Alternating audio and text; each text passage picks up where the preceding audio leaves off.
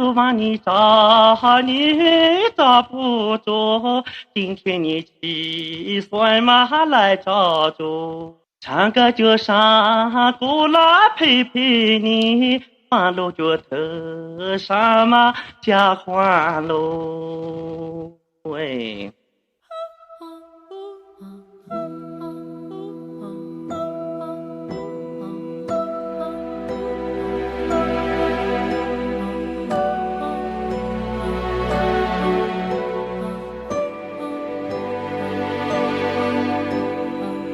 绿陶的传承起于马氏父子，再到后面的韩正学，我的爷爷传给了我的父亲韩敬富，父亲现在把绿陶传给了我，现在我已是绿陶第5代传承人。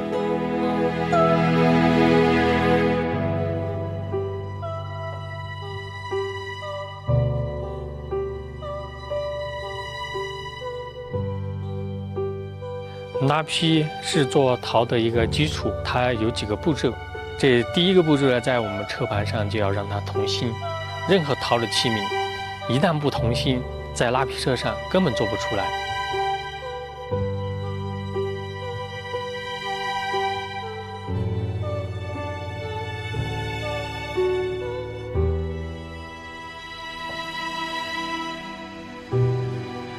很多人都不知道陶瓷里面的釉是什么物质。它其实就是天然的矿物质，而会里的绿釉最为核心的，它的灵魂就是我手里面拿的这个孔雀石，它主要含铜，可以让宝石一样的光泽呈现在绿陶的表面。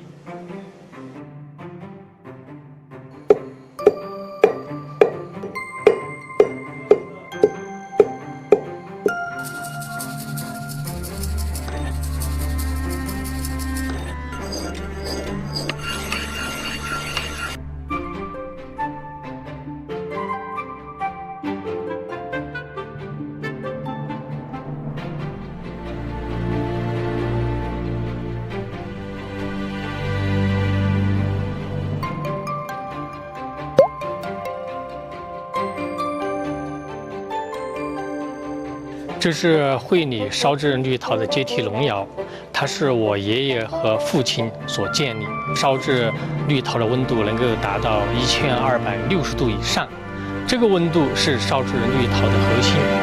现在很多烧窑的师傅都引进了现代化的窑炉，现代化的窑炉对于温度和技术的掌控更为先进和科学。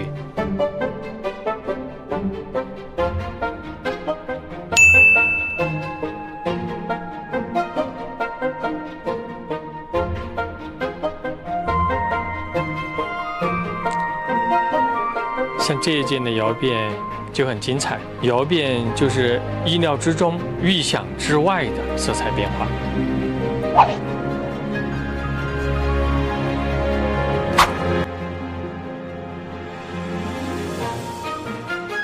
之前绿陶的传承只传自家人，不传外人，但到了我这一代，把这个观念打破。